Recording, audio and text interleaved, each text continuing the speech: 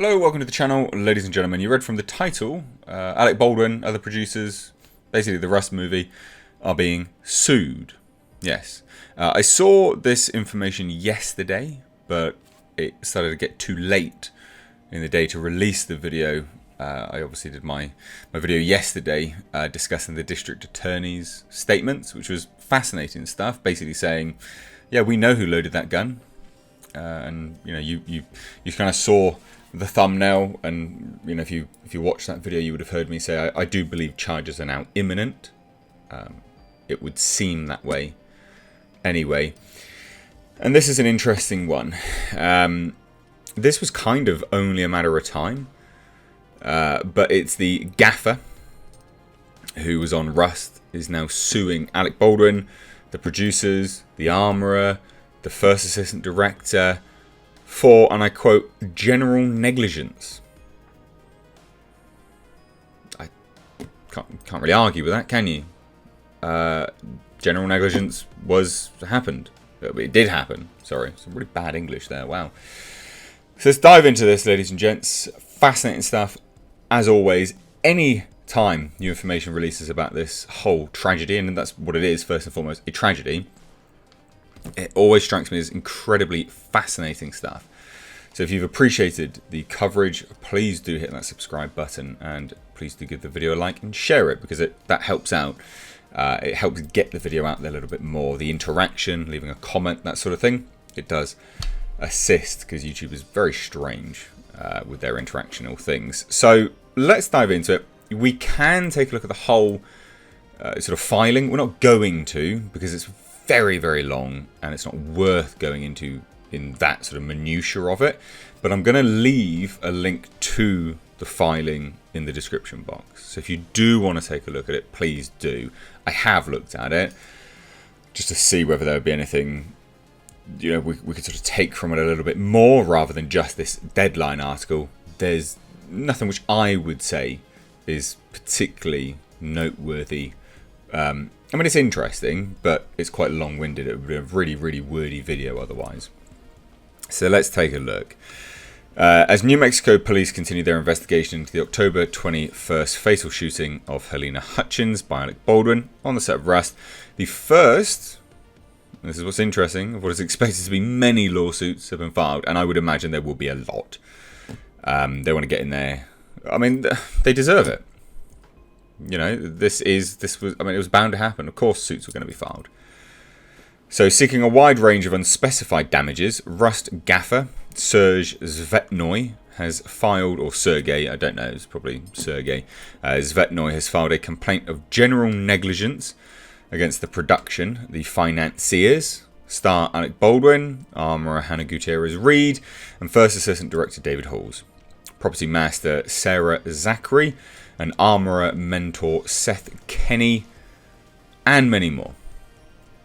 And here it is, and I quote, "This incident was caused by the negligent acts and omission of defendants, and each of them, as well as their agents, principals, and employers," the complaint states.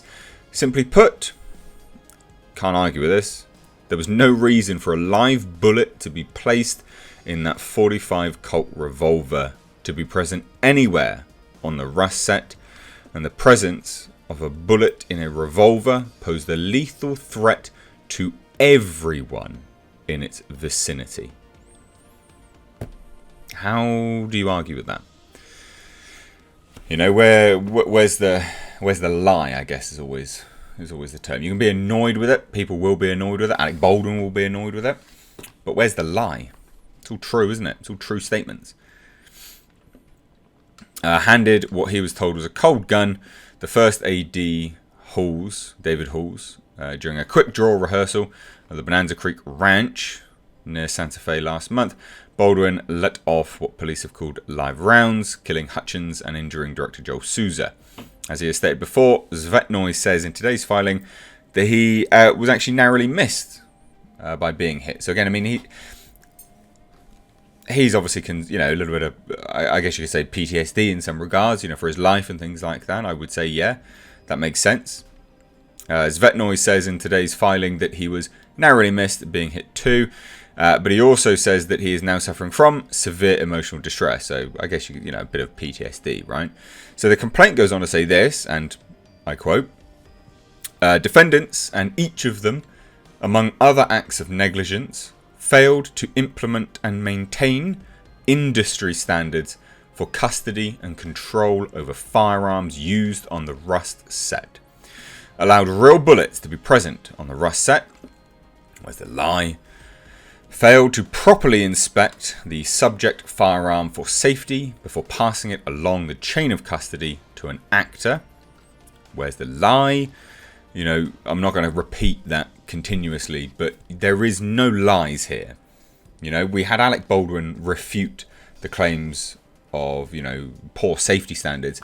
Well, someone's dead, Alec. Right? By your own hand, someone is dead.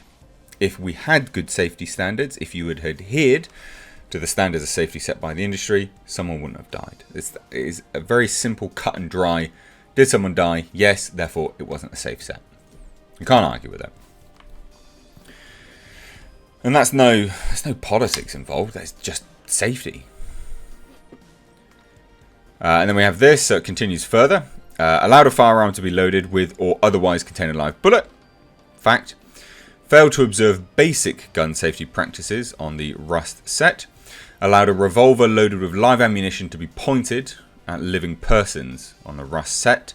Failed to hire a competent and experienced armourer for Rust. That's the truth. We've already had a veteran armourer come out and say, yeah, they were courting me for it, but I said, no, we need this. In terms to bolster safety, we need another person here and another person there, and it was denied. Therefore, I said no because it's not safe. It was an accident waiting to happen. Failed to hire adequate support crew for the production's armourer. As I've already stated, that was something which is stipulated by the veteran armourer that wanted support crew and was denied it, and thus chose not to take the job. And Hannah Gutierrez was paid $8,000 for this, or was set to get $8,000 for this, right? I mean, that's the price of Helena Hutchins' life. That is the price of safety on the set. And Alec Baldwin's getting $350,000. Something ain't right there, Something's not right there. There's a massive disparity there. And FYI, that's not just the lead talent getting $350,000. That was just all producers getting $350,000. So that's not to say, because he's the lead actor, he deserved it. No. I understand, meritocracy, and I understand, I understand talent getting more. I get it. But that's not the case here. That's just simply the case of producers getting more money. An armourer should have got a fair amount more because they are controlling safety. So here we go. And failed to implement appropriate safety standards and measures on the Rust movie production.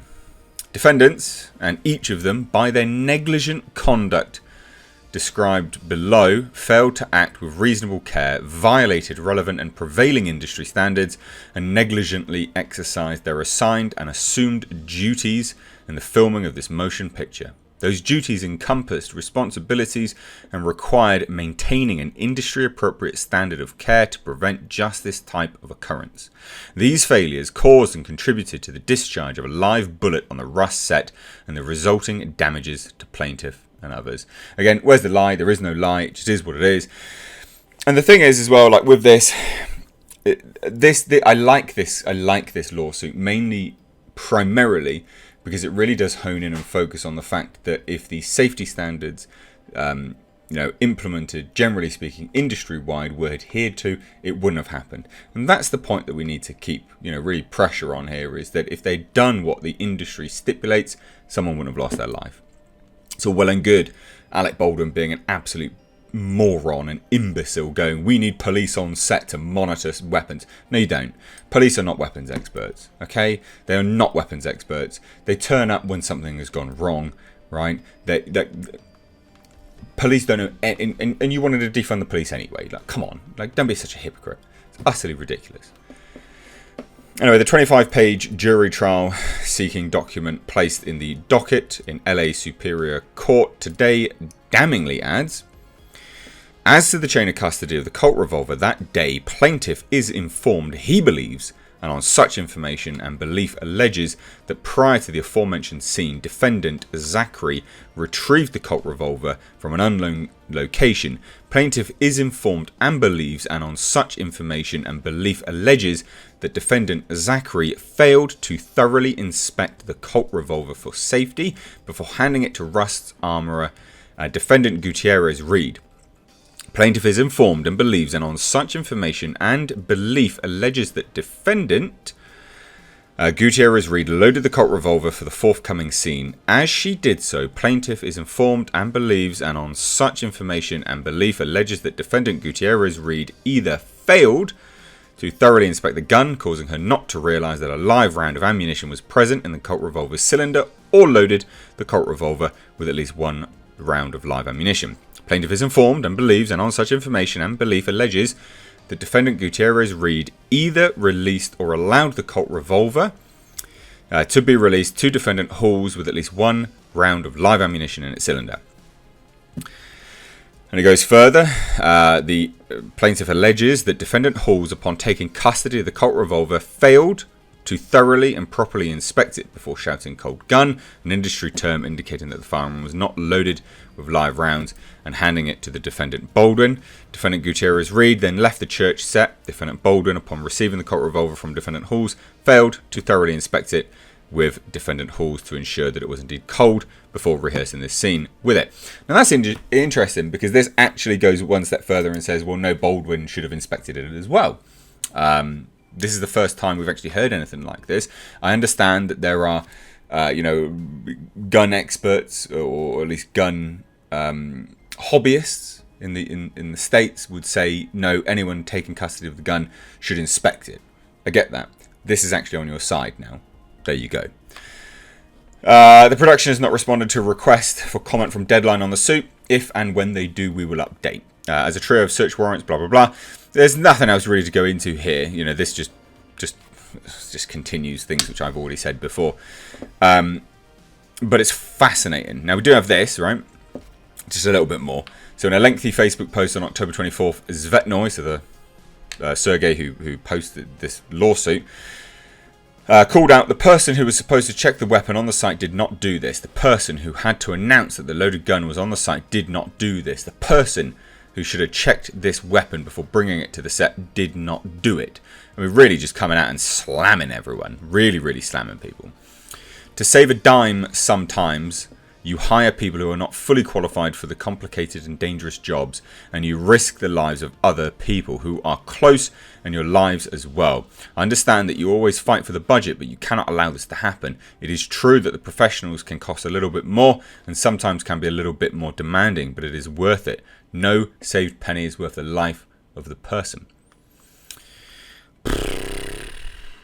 Yep. Continued further. I mean, I agree with him basically. And continued further and said this. So, yes, I was standing shoulder to shoulder with Helena during the fatal shot that took her life and injured the director, Joel Souza. I was holding her in my arms while she was dying. Her blood was on my hands. I am sure that we had the professionals in every department, but one, the department that was responsible for the weapons, Hannah Gutierrez Reed. There is no way a 24-year-old woman can be a professional with armory. There is no way that her more or less the same aged friend from school, neighbourhood, Instagram, or God knows where else can be a professional in this field. Professionals are the people who have spent years on sets, people who know this job from A to Z. These are the people who have the safety on set at the level of reflexes. They do not need to be told to put the sandbag on a tripod, fix the ladder on the stage, or fence off the explosion sign. They have it in their blood. Yeah, I mean, look, you can't really argue with that, can you? Let's be honest. I appreciate all the exposures really changed here, but it is what it is. I agree with everything. This will be interesting to see where this goes, especially now that it seems charges are imminent from the district attorney. Anyway, I would imagine we're going to start getting some more information dropping either across the weekend, next week. There's a lot of pressure on this. For some level of result and justice to come out. So let me know what you guys think down below. I hope you've appreciated this update. It's fascinating to watch unfold. Do you agree? Do you disagree? I think it'll be difficult to disagree. Anyway, so let me know what you think down below. Give the video a like, and like I said, please do share it. Interact with it. It does help. You can follow me over on Twitter and Instagram at Mr. H Reviews. Thanks so much. Take care.